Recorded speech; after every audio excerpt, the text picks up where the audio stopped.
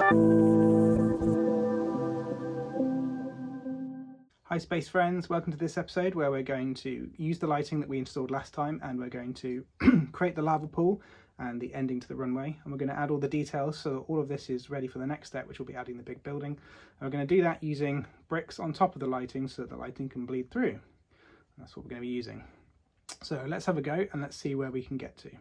Right, so what we've got here is we've got the main idea for this lighting, because it's a strip lighting, is it's going to be laying on the floor, and to get the light to come up into things we need to put bricks on top of it. Now I was going to use plates but for height, but I can't really find any clear plates, and I need clear because you need it to the light to come up and not to change the colour of any of the colours you have on top, because if we're doing like lava and we want different yellows and reds and oranges, we don't want any colour underneath to bleed through. So if it's like a blue brick, it would obviously change it to purple. We don't want that.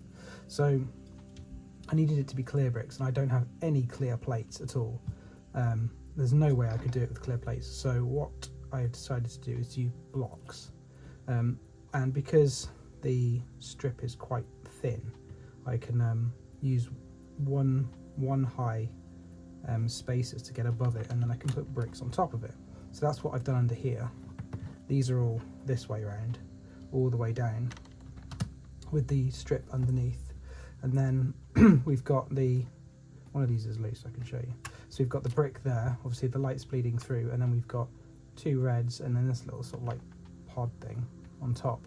And this would signify, this is like the end of the runway. So then we've got sort of lights that come out here that bleed through, and then we can hide the rest of it underneath the bricks so that you can't see any extra light, and it's only sort of where we want it. And then for the lava that's going to run down here, it's the same thing. We've got the LED kind of underneath it. It's kind of bent a bit to sort of like fit, but it does, you know, it gives it a little bit of movement instead of just being a straight line, because that'd be a bit weird. So all these bricks are going to sit underneath the height of the grey, and we'll sort of like build up around the sides to kind of like signify, you know, like the edges of the sort of like the line for the lava. And then we'll just do lava running in the middle of this all the way down, and that should look quite good. Should look quite nice running all the way through, and it'll run all the way to there.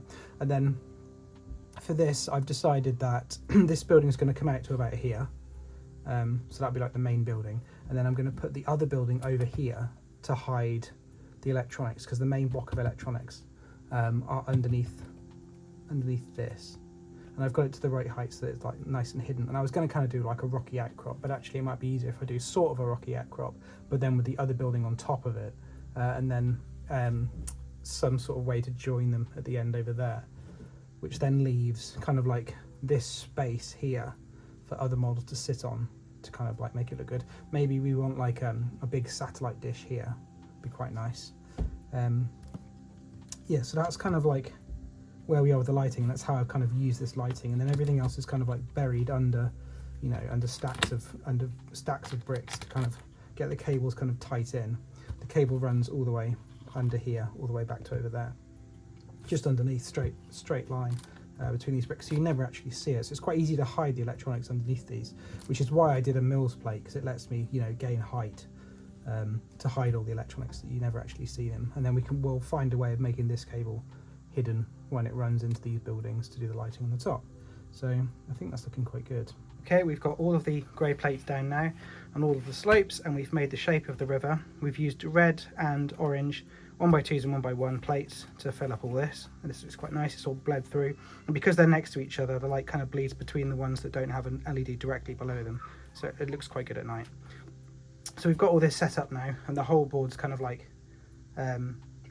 we've got all the plates down, so it gives us a nice base to start building on top of. Now I'm wondering now if we should have maybe some plant life as well in this, to sort of make the edges a bit more interesting. Some sort of like lava-y coloured plants, and we've got quite a few different colours in my plant box that will kind of enable that. So I'm thinking what I might do is remove some of these sloped sections and add in some sort of lava plants that can kind of like blend into it. And maybe I'll use some like fire bits as well, fire bricks, the little flame ones, and then I can have them kind of like attached to things as well, so that they've got like, you know, like flame plants and stuff. So I think this is the next bit I'm going to work on for the the lighting setup to get this this chunk nice and finished with all of the extra details. And I think once that's done, we can then move on to this bit, which it's kind of just done there. But the next bit will be to build the whole building that's going to sit there. But I think we're getting there. Well, obviously we're going to need a lot more detail on these different parts because they're quite boring at the moment. But this gives us a nice solid base to get going with.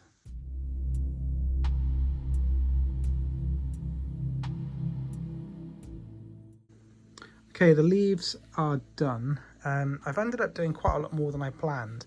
I've kind of added all these kind of extra details. We've got these brown kind of like viney type things with the plants on the top, and they kind of stretch in and over. And then we've got more leaves, and we've got these brown bits that kind of shoot off the top.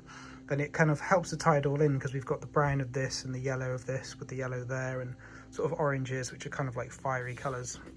And I think it all ties in really nicely.